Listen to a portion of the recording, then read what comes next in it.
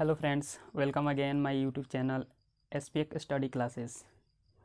तो पिछले क्लास में हम लोग कुछ क्वेश्चन सॉल्व किए थे चैप्टर नंबर 1 क्लास 10th की मैथ, जिसमें हम लोग पढ़ रहे थे रेशनल नंबर के रियल नंबर के बारे में। ठीक है, वास्तविक संख्या क्या होती है वो जान चुके थे। और उसमें हम प्रश्नावली 1.1 का 1 to 3 क्वेश्चन तक सॉल्व कर चुके थे। ठीक है, तो आज चलिए हम जानते हैं उससे आगे। ठीक है, तो आज हम लोग जानने वाले हैं क्वेश्चन 4 और 5, और उसके बाद से हमारा ये जो चैप्टर है प्रश्नावली 1.1 ये कंप्लीट हो जाएगा। ठीक है, तो चलिए देखते हैं क्वेश्चन नंबर 1, क्वेश्चन नंबर 4। ठीक है, तो आइए सॉल्व करते हैं क्वेश्चन नंबर 4। तो सबसे पहले मैं क्वेश्चन पढ़ के बता दे रहा हूँ कि क्वेश्चन क्या बोल रहा है आप लोगों के लिए। ठीक है, तो क्वेश्चन की बात करें तो 4 नंबर क्वेश्चन बोल रहा है कि यूक्लिड विभाजन प्रमेयिका का प्रयोग करके दर्शाइए कि किसी धनात्मक पूर्णांक का वर्ग किसी पूर्णांक m के लिए 3m या 3m+1 के रूप का होता है। ठीक है, एक बार फिर से पढ़ दे रहा है कि यूक्लिड विभाजन प्रमेयिका का प्रयोग करके दर्शाइए कि किसी धनात्मक पूर्णांक का वर्ग किसी पूर्णांक m के लिए 3m या 3m+1 के रूप का होता है। ठीक है, तो चलिए सॉल्व करते हैं। ठीक है, तो सबसे पहले क्वेश्चन नंबर प्रश्नावली की बात कर लेते हैं कि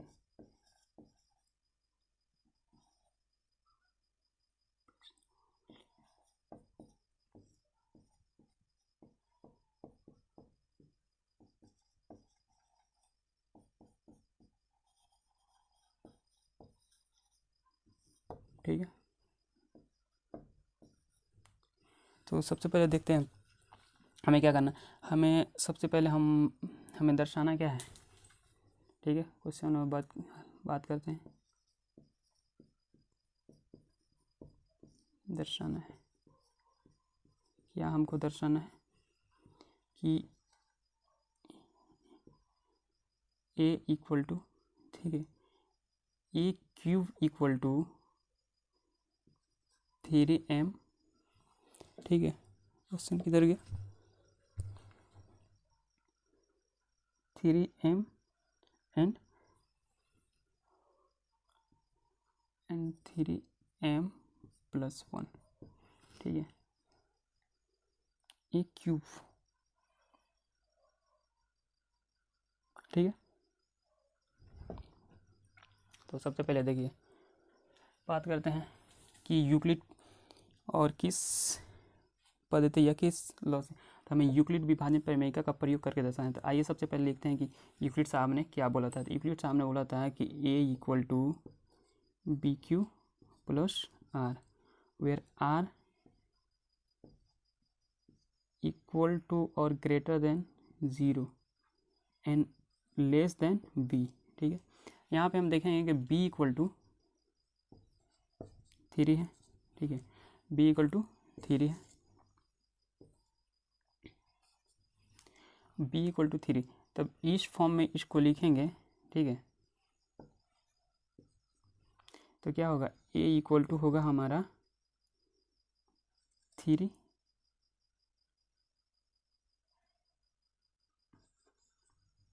Q। ठीक है, 3Q प्लस R का मान हम 0 रख देते हैं।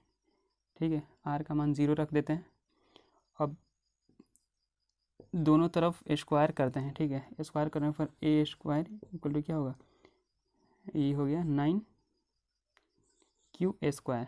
ठीक है, 9Q स्क्वायर। इसमें से हम क्या करते हैं, हम 3 को कॉमन ले लेते हैं, तो अंदर हमारा क्या होगा 3Q स्क्वायर। अगर इसको हम m मानते हैं तो हमारे क्या हो, A square equal to 3m। क्यों, क्योंकि m कोई पूर्णांक संख्या, मान लीजिए यहाँ पे कोई भी संख्या रखे हुए तो m हमारा पूर्णांक संख्या हो जाए। ठीक है, ये हो गया। अब सेकेंड, अगर सेकेंड की बात करें, a equal to BQ plus R equal to 1 रखते हैं। अब B के जगह पे हम 3 रखते हैं। ठीक है, दोनों तरफ स्क्वायर जब करते हैं, ठीक है, तो क्या होगा, ए स्क्वायर इक्वल टू क्या होगा, अगर ए प्लस बी का होल स्क्वायर इक्वल टू पता होगा आप लोग को a square plus 2ab plus b square, ठीक है, आप लोग को पता होना चाहिए। तो 3 क्यू का स्क्वायर क्या होगा 9q square plus 2ab 2 into a into b तो 6q प्लस 1 का स्क्वायर 1। इसमें से हम क्या देखते हैं, इसमें से हम कॉमन ले लेते हैं। कॉमन इसमें से क्या आएगा, कॉमन देखेंगे तो कॉमन इसमें से निकल सकता है, ये बाहर रहेगा। तो इसमें से कॉमन क्या है, अगर 3 को कॉमन लेते हैं, ठीक है, 3 को कॉमन लेते हैं तो यहाँ पे क्या हो जाएगा 3q स्क्वायर प्लस यहाँ पे 2, क्योंकि 2 3 6 6q प्लस ये बाहर 1। इसको हम m मानते हैं तो हमारा फंक्शन क्या होगा, हमारा ए स्क्वायर इक्वल टू हो जाएगा 3m प्लस 1, ठीक है, 3m प्लस 1। अतः हम कह सकते हैं, ठीक है, अतः हम कह सकते हैं कि ए स्क्वायर इक्वल टू, ठीक है, या किसी भी धनात्मक पूर्णांक का वर्ग 3m प्लस 3m प्लस 1 रूप का होता है, ठीक है। तो यहाँ पे शायद आप लोग को नहीं दिख रहा होगा, चलिए यहाँ पे लिख देते हैं, यहाँ पे अतः हम कह सकते हैं कि किसी धनात्मक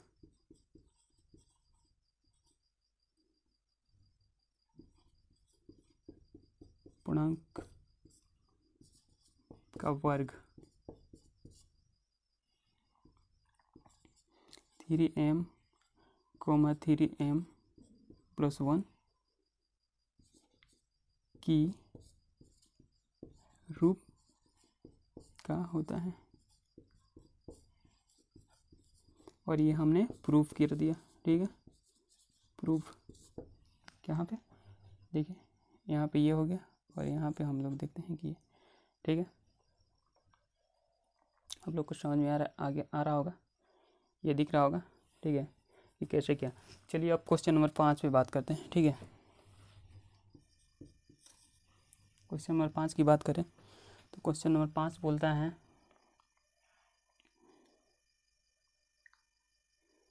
कि क्वेश्चन हम पढ़ दे रहे हैं कि यूक्लिड विभाजन परिमेयिका का प्रयोग करके दर्शाइए कि किसी धनात्मक पूर्णांक का घन 9m प्लस 1 या 9m प्लस 8 रूप के होता है, ठीक है।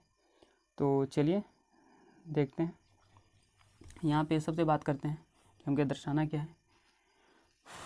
हमको दर्शाना है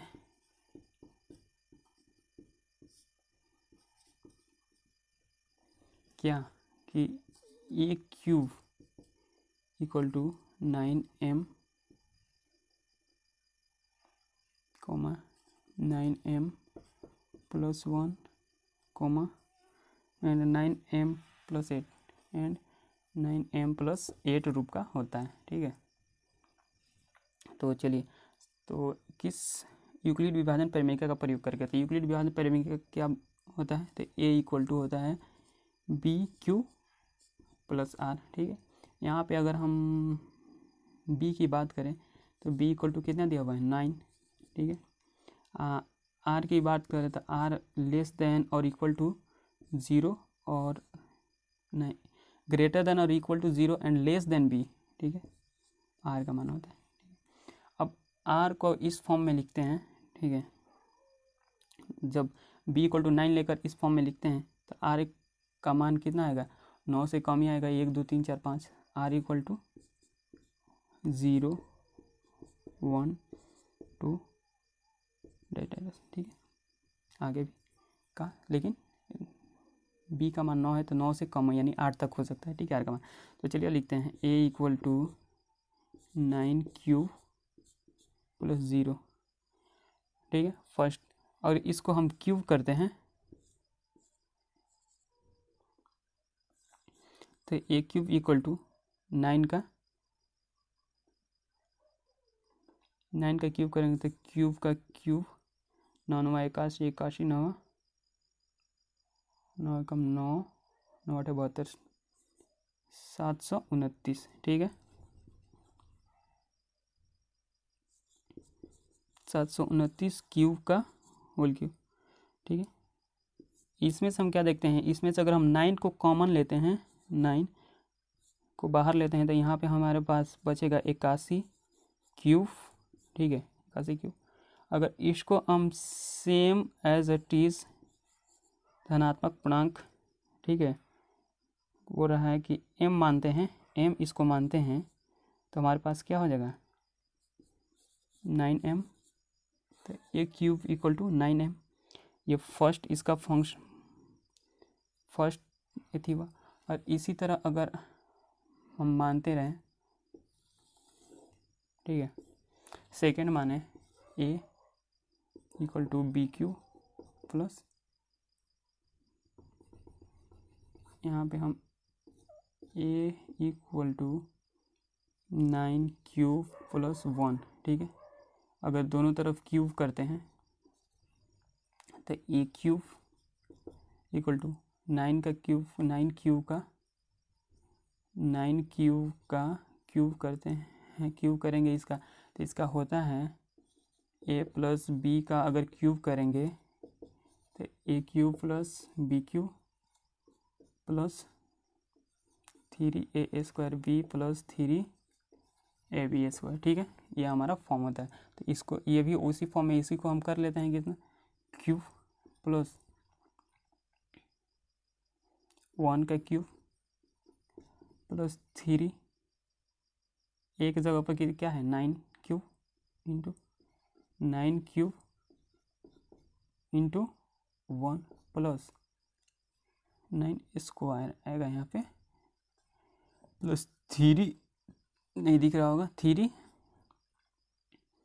इंटू 9 क्यूब इंटू 1 का स्क्वायर, ठीक है। इसको सॉल्व करते हैं तो ये भी कितना होगा, ये भी 729 क्यूब प्लस, अगर इसका होल का टोटल का स्क्वायर करते हैं तो 9 9 81 81 में 3 से जब गुणा करते हैं तो 81 3 एकम 3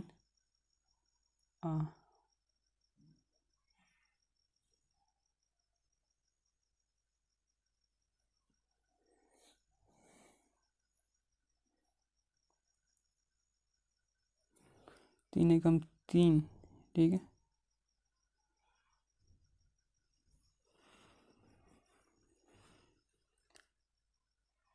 नौ 9 81 3 एकम 3, अच्छा 3 एकम 3,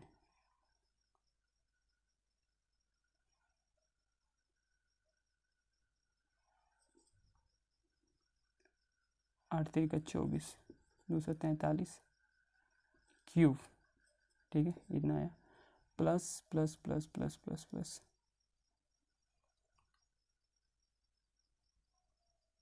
प्लस, यहाँ पे हाँ ए का क्यूब, यहाँ पे हालांकि लिखना था तो यहाँ पे लिख देंगे 1 का क्यूब 1 ही होगा, और इसको लिखते हैं तो 9 9 3 27 क्यूब, ठीक है। इसमें से हम क्या देखते हैं, अगर 9 को कॉमन लेते हैं, ठीक है, तो इसमें से 9 को हम कॉमन टोटल में से इसको हम A1 को सबसे बाहर कर देते हैं, ठीक है, प्लस 9 3 27 क्यूब प्लस 1, इसको हम इसमें से 9 को कॉमन लेते हैं, तो 9 को जैसे कॉमन लेंगे यहाँ पे क्या होगा 81 क्यूब प्लस, यहाँ पे 27 क्यूब प्लस, यहाँ पे 9 3 क्यूब स्क्वायर आएगा प्लस बाहर 1 पे आएगा, ठीक है। इन टर्म को अगर हम m मानते हैं, ठीक है, तो हमारे पास 9m प्लस 1, क्योंकि इसको अगर टोटल को m मान लिया, ठीक है, ए क्यूब इक्वल टू 9m, ये हमारा दूसरा टर्म हो गया।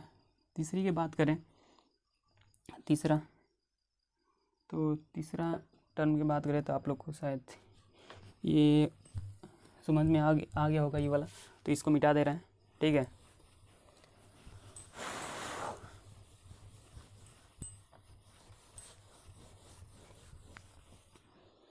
ठीक है, तो यहाँ पे लिख देते हैं कि ए इक्वल टू 9m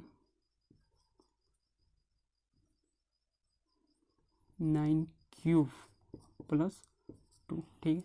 इसका अगर होल क्यूब करते हैं दोनों तरफ तो ए क्यूब इक्वल टू क्या होगा, ये भी 729 क्यूब 729 क्यूब प्लस, ठीक है। अब बी क्यूब आता है, बी क्यूब को हम लास्ट में लिखते हैं, तो 3 इंटू ए स्क्वायर, तो 9 क्यूब का होल स्क्वायर इंटू 2 प्लस 3 इंटू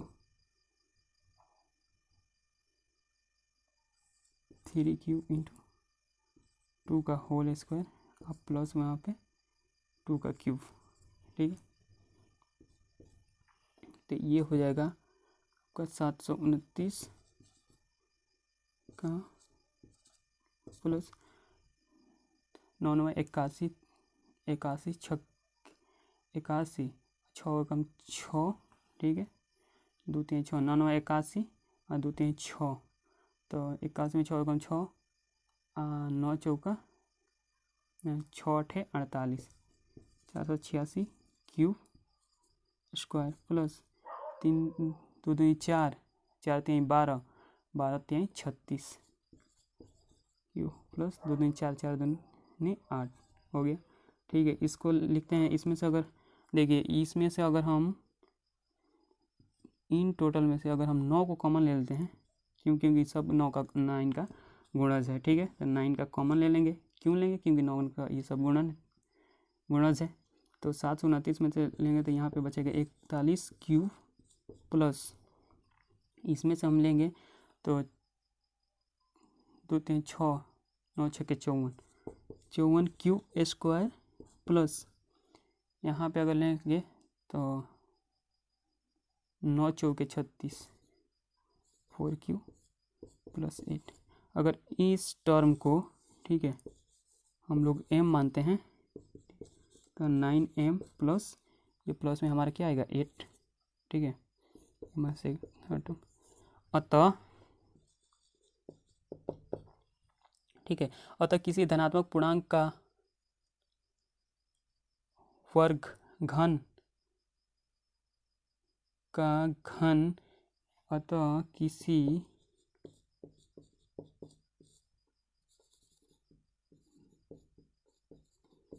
धनात्मक पूर्णांक का घन 9m 9m plus 1 9m plus 8 रूप का होता है, ठीक है।